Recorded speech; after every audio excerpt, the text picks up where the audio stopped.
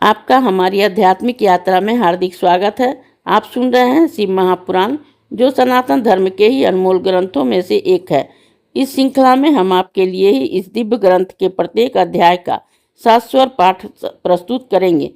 आइए इस ज्ञान और धर्म की ही यात्रा को आरंभ करें।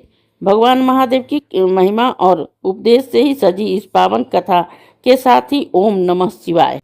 पंचम युद्ध खंड ही प्रारंभ। पहला अध्याय त्रिपुरासुर का वध की कथा। नारद जी बोले कि अब तक जो हमने शिव जी का गृहस्थ धर्म, गणेश और स्कंद जी की सत्य कथा का उत्तम चरित्र सुना, अब आप हमें शिव जी का यह चरित्र सुनाने की कृपा कीजिए, जिसमें से उन्होंने दुष्ट दानवों का वध किया है। माया बिहारी शंकर के सभी सुखदायक चरित्र को मुझसे कहिए। ब्रह्मा जी बोले कि एक समय व्यास जी ने ही सनत कुमार जी से यही बात पूछी थी। तब जो उन्होंने कहा था वही कथा मैं तुम्हें सुनाता तुमसे कहता हूँ। सनत कुमार जी बोले कि हे महाविद्वान व्यास जी, अब तुम शंकर जी के ही उस शुभ चरित्र को सुनो, जिसमें कि एक ही बाण से ही उन्होंने त्रिपुर को भस्म कर दिया था। शिव पुत्र स्कंद द्वारा ही तारकासुर के मारे जाने पर ही उसके 3 दैत्य पुत्र पृथ्वी पर तपस्या करने लगे। उनमें ही तारकास से श्रेष्ठ बिंधुन, माली, मंजला और कमलाक्ष सबसे छोटा था। ये तीनों समान बलि, जितेंद्रिय, बल तत्पर, संयमी, सत्यवादी और दृढ़चित्त महावीर और देवद्रोही थे। इन तीनों ने ही अपने समस्त मनोरथों और भोगों को भोग कर ब्रह्मा जी को प्रसन्न करने के लिए सुमेरु पर्वत की गुफा में जाकर बड़ा ही अद्भुत तप किया। तप करते करते उन्होंने अपनी देह को सुखा डाला। वे 100 वर्ष तक एक पांव में से ही पृथ्वी पर खड़े होकर तप करते रहे। हजारों हजार वर्ष तक उन्होंने विविध प्रकार से कठिन तपस्या की। तब उनको इस प्रकार से तप करते देखकर ही ब्रह्मा जी प्रसन्न हो उन्हें वर देने आए। और ब्रह्मा जी ने कहा, हे महादैत्यों, मैं तुम पर प्रसन्न हूँ, जो इच्छा हो वर मांगो। असुरों ने ब्रह्मा जी को प्रणाम किया और कहा समय समय विचार कर कहा कि हे देवेश, यदि आप हम पर प्रसन्न हैं तो हमें सब प्राणियों से अवध्य कीजिए। हमारे जितने भी विघ्न हो उन्हें दूर कीजिए। न हमें बुढ़ापे हो, न ही रोग, न किसी प्रकार हमारी मृत्यु हो। हम सब अजर अमर रहें। यदि आप हम चाहें तो त्रिलोकी का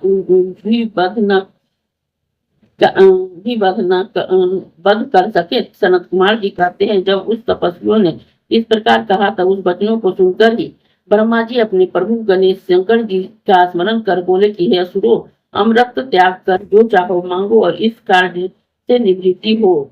कोई भी प्राणी अजर अमर नहीं होता। काल के भी काल हरि और शंकर भगवान के आश्रय हो।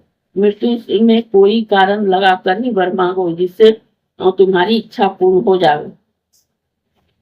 तब ध्यानावस्थित हो उन्होंने एक मुहूर्त तक ही विचार कर पितामह से कहा कि हमारे पास कोई दृढ़ दूर नहीं है जिसमें शत्रु न प्रवेश कर सके। आप हमें ऐसा कोई सुरक्षित 3 पुरों का निर्माण करा दीजिए।